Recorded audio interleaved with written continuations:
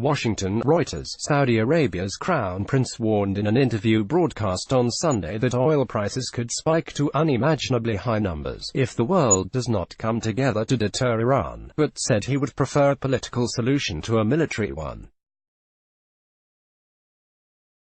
File photo. Saudi Arabia's Crown Prince Mohammed bin Salman arrives ahead of the G20 Leaders Summit in Osaka, Japan, June 27, 2019. Reuters. Jorge Silva speaking to the CBS program 60 Minutes. Mohammed bin Salman, the kingdom's de facto ruler, also denied that he ordered the killing of journalist Jamal Khashoggi by Saudi operatives nearly a year ago, but said he ultimately bears full responsibility as the leader of his country. While Khashoggi's death sparked a global uproar and tarnished the Crown Prince's reputation, the Trump administration's tense standoff with Iran, Saudi Arabia's archfoe, has more recently dominated U.S. policy toward Riyadh, especially after the Sept. 14 attacks on the heartland of the Saudi oil industry. If the world does not take a strong and firm action to deter Iran, we will see further escalations that will threaten world interests, the Crown Prince said. Oil supplies will be disrupted and oil prices will jump to unimaginably high numbers that we haven't seen in our lifetimes. The Crown Prince, in an interview conducted on Tuesday in Saudi Arabia, said he agreed with U.S. Secretary of State Mike Pompeo that the Sept.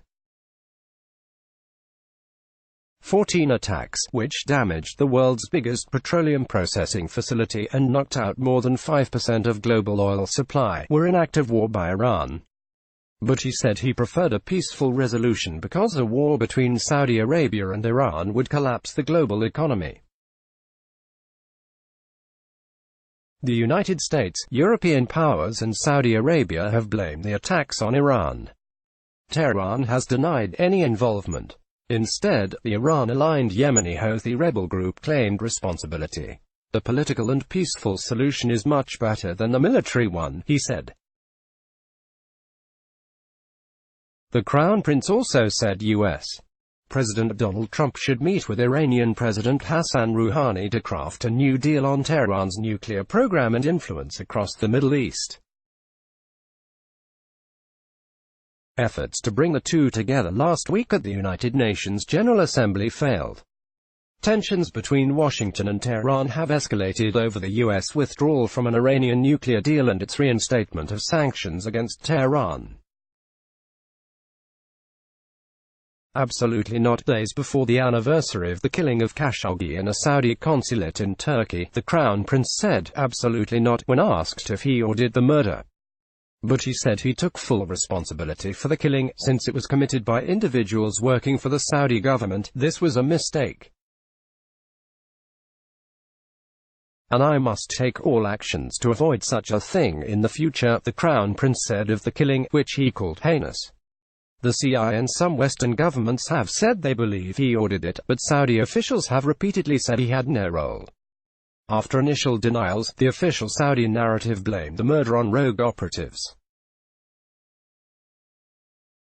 The public prosecutor said the then deputy intelligence chief ordered the repatriation of Khashoggi, a royal insider who became an outspoken critic, but the lead negotiator ordered him killed after discussions for his return failed.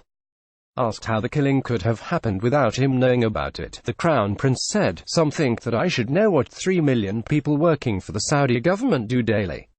It's impossible that the 3 million would send the daily reports to the leader or the second highest person in the Saudi government." He insisted that the investigations are being carried out, and once charges are proven against someone, regardless of their rank, it will be taken to court, no exception made. 11 Saudi suspects have been put on trial in secretive proceedings, but only a few hearings have been held.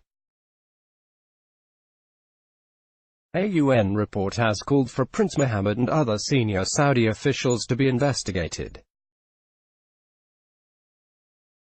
Khashoggi, a Washington Post columnist, was last seen at the Saudi consulate in Istanbul on October 2, where he was to receive papers ahead of his wedding. His body was dismembered and removed from the building, according to reports, and his remains have not been found. File photo. U.S. Secretary of State Mike Pompeo takes part in a meeting with Saudi Arabia's Crown Prince Mohammed bin Salman in Jeddah, Saudi Arabia, September 18, 2019. Mandal Nanpal via Reuters asked about criticism of the Saudis in the U.S. Congress over the Khashoggi killing and the Saudi-led military campaign in Yemen, which has taken a huge civilian toll. The Crown Prince said the U.S.-Saudi relationship is much larger than that. Trump has resisted congressional efforts to block U.S. arms sales to Saudi Arabia. The Crown Prince also repeated a Saudi call for Iran to halt its support for Houthi forces in Yemen and said he was open to all initiatives for a political solution to end the war there. Reporting by Matt Spetelnik and Timothy Gardner, editing by Peter Cooney. Your Standards. The Thomson Reuters Trust Principles. Let's block ads. Why?